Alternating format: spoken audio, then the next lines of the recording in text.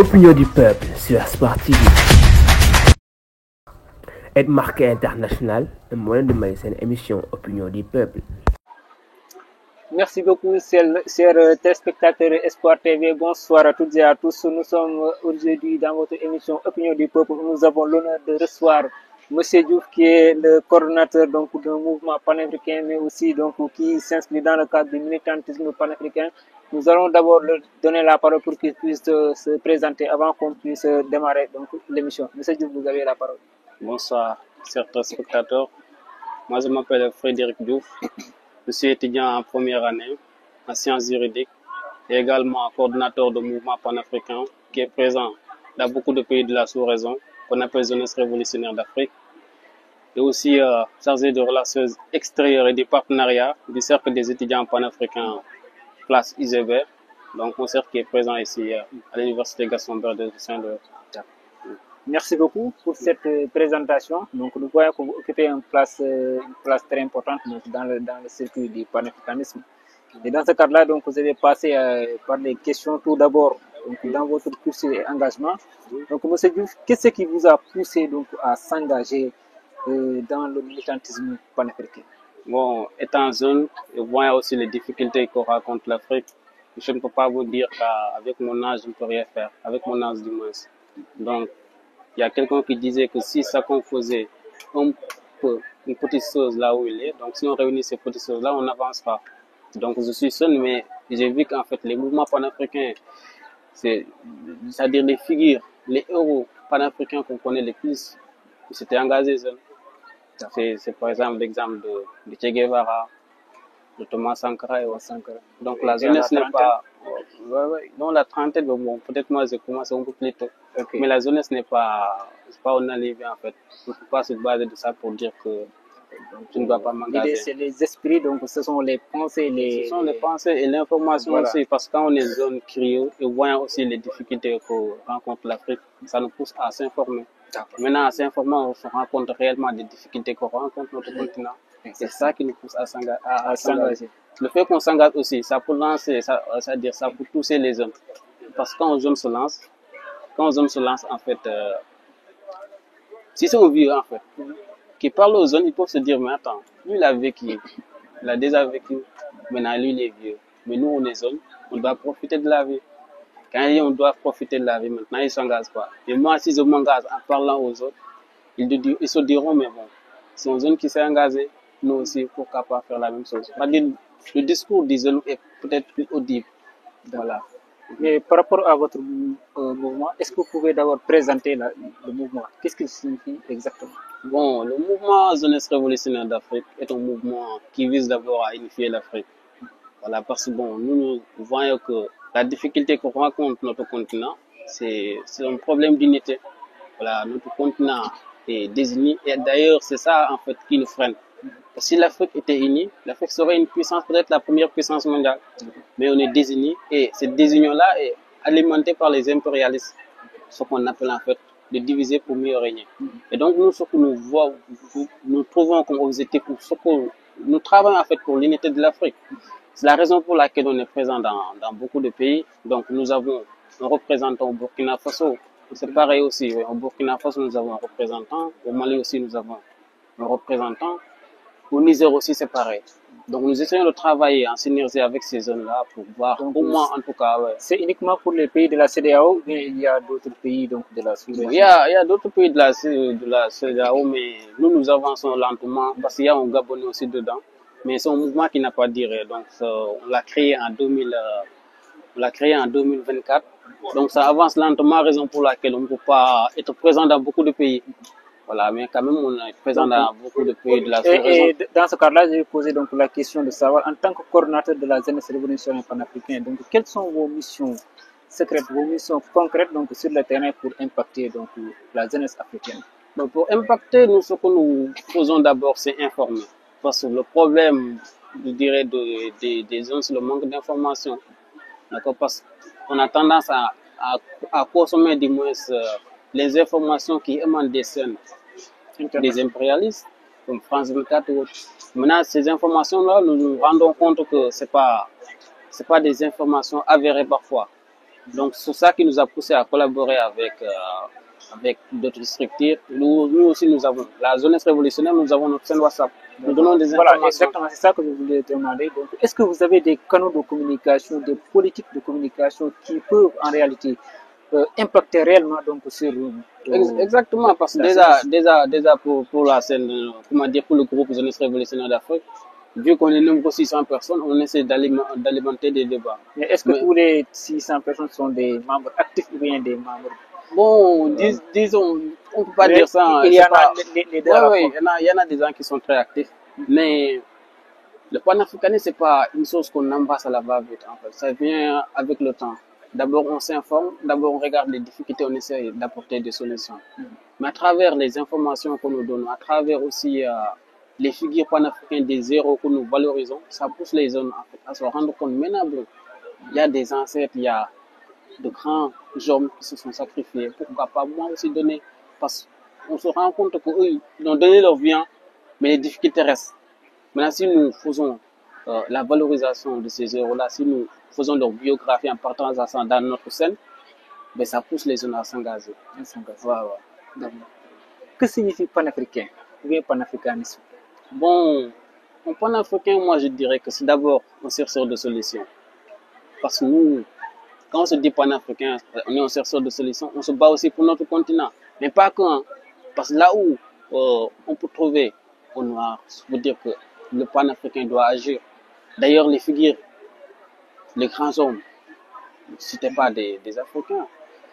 Marcus Garvey, par exemple, qu'on considère comme étant le père fondateur du panafricanisme, lui, il était américain. D'accord. Donc, voilà, le panafricanisme est né au milieu de la diaspora. Mais étant panafricain, on doit être un chercheur de solutions. On doit être aussi quelqu'un qui combat les justices. D'où elle puisse émaner. Donc, voilà. Un panafricain aussi est quelqu'un qui combat, qui se bat pour l'unité africaine. Exactement.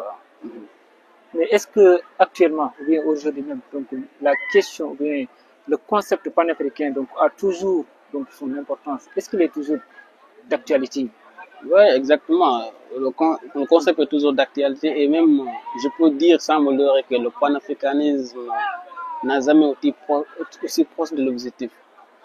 Parce qu'il y a des gens qui se sont bataillés concernant le travail de conscientisation.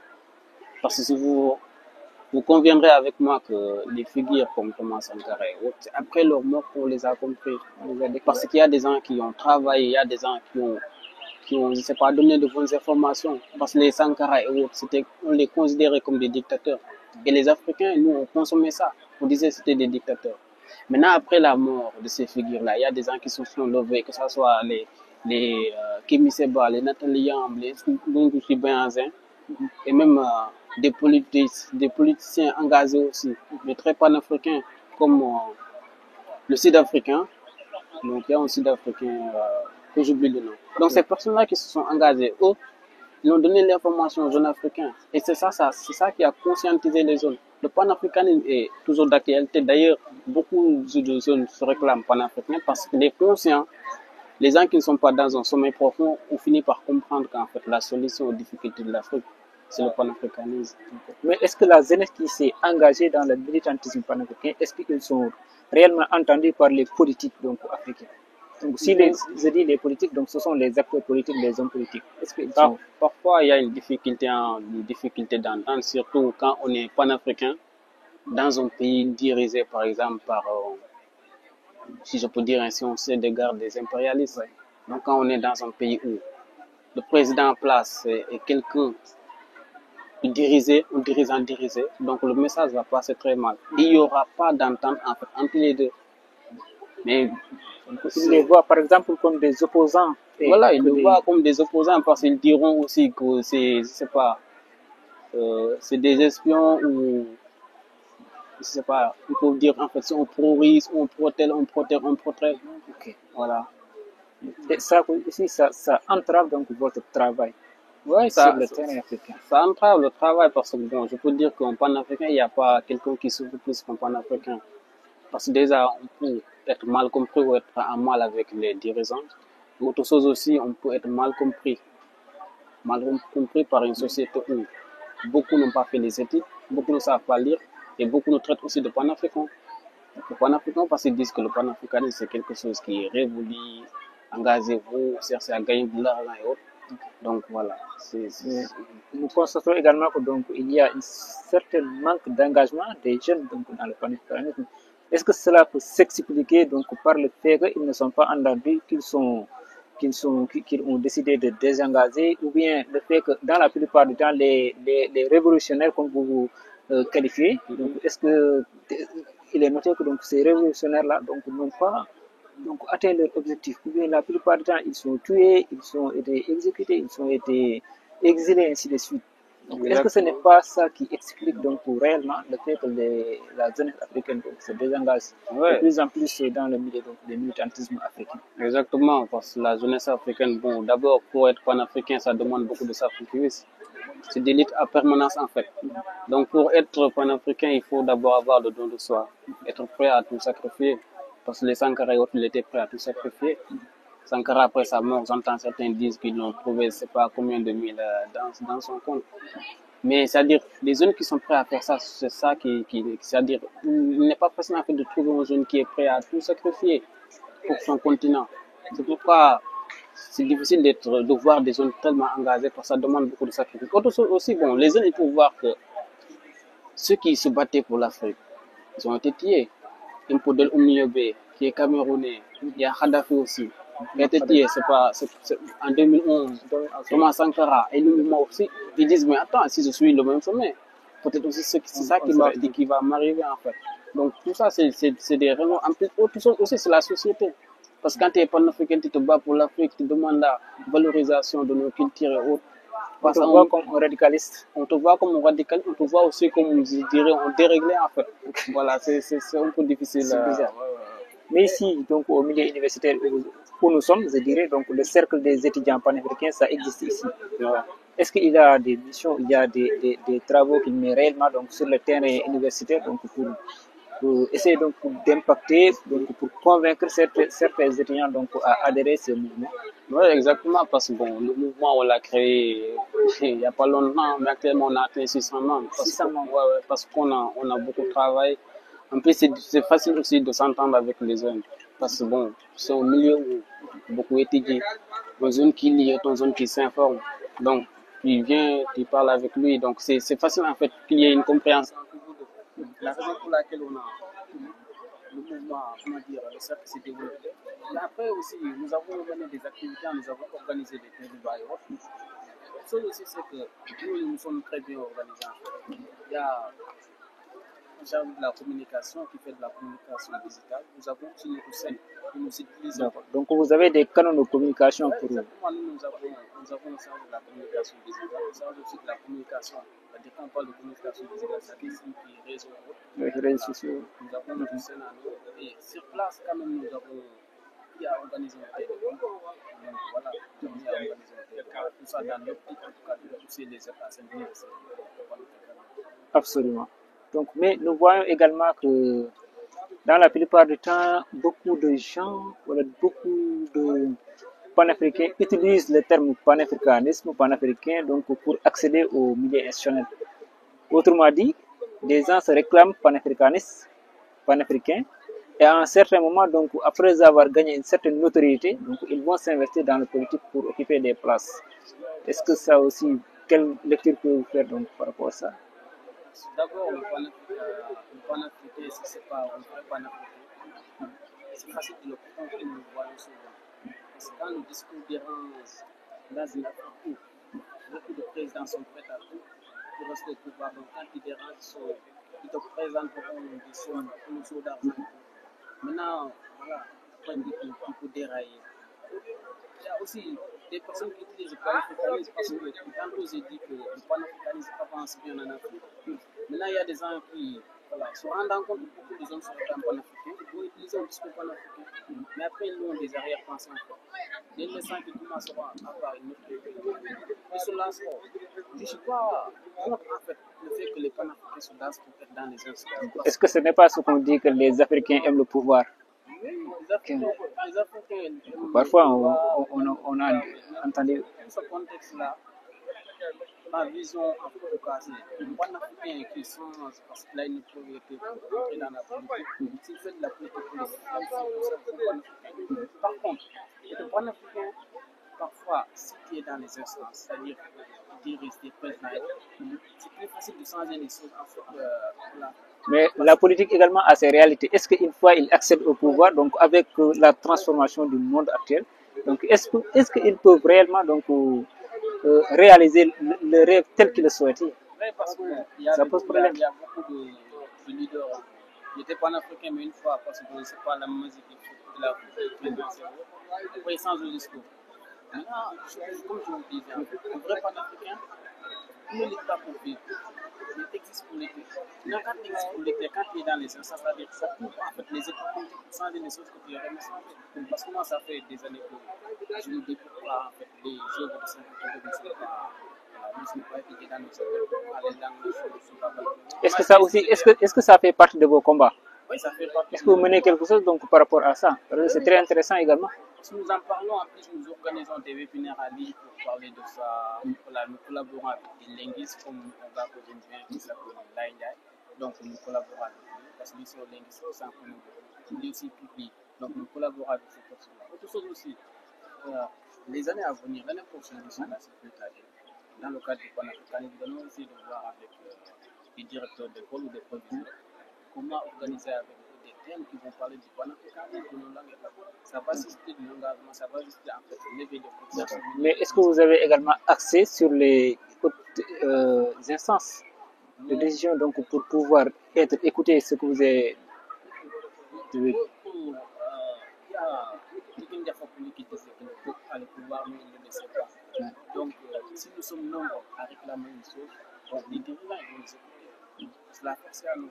Donc, nous, on n'a pas accès au sens, on n'a pas, même nos relations avec certains politiciens ne sont pas très développées. Mais quand même, une chose est sûre, c'est que si notre discours passe, si la jeunesse se lève, c'est une réclame. Inch'Allah. Vous le pensez très bien? On le pense qu'on le prend. Le problème est que nous, on est désorganisés pendant que d'autres se battent, d'autres nous traitent de panafricains. Mais si nous nous unissons réellement, nous pouvons avoir ce que nous désirons. Donc, ce que vous désirez. Et dans ce cadre-là, je vais poser une question par rapport donc, à votre avenir. Qu'est-ce que vous préparez pour l'Afrique d'ici 5 ans, d'ici 10 ans, d'ici 20 ans, dans l'avenir? Beaucoup de choses, hein, parce que moi, je ne suis pas... Donc, même si on dit que les projets ne sont pas divulgués, mais dans ce cadre-là, ce n'est pas vos projets personnels, mais c'est des projets panafricains. Pourquoi je rêve pour l'Afrique? Parce que moi, je ne suis pas... Je ne sais pas là pour le discours. Il faut être aussi quelqu'un qui apporte des solutions. Et c'est ce qui m'a poussé à m'intéresser beaucoup, même si j'ai étudié de fois. Quand même, je rêve d'être enfant, Pourquoi? Parce que en fait, je me dis que si je fais ça, je pourrais d'abord apporter mon soutien à l'État. Parce que nous parlons de suffisance alimentaire. Et parce que l'Afrique, c'est d'abord même, je me dis, est-ce que c'est logique que nous soyons dans le pays où la majorité des terres arabes en Afrique et que beaucoup de pays africains n'ont pas arrêté le suffisance alimentaire. S'il y en a, c'est les sites qui ne peut pas. Maintenant, c'est ça qui m'a poussé à m'engager.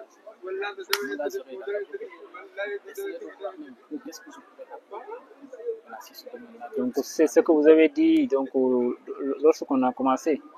Donc, vous êtes là pour des solutions. Voilà, exactement. Et ça fait partie des solutions quand même.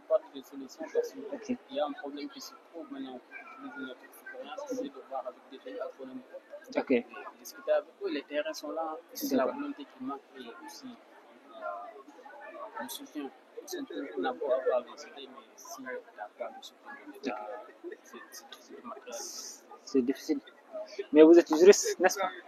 Donc, du point de vue juridique, qu'est-ce que vous pouvez nous expliquer par rapport à ça? Donc, en tant que panafricain juriste, et nous voyons que le problème de l'Afrique, c'est aussi la justice. Donc, ça, beaucoup de pays donc, se sont déstabilisés à cause donc, de la justice. Qu'est-ce que vous pouvez... Mais à cause d'une justice instrumentalisée. Parce qu'on doit nous parler de la séparation des pouvoirs, mais en Afrique, mais est-ce que la séparation est réellement, donc du point de vue pratique? Du point de vue pratique, moi je dirais non catégoriquement, parce que nous voyons la manière extraordinaire que les présidents africains changent les constitutions.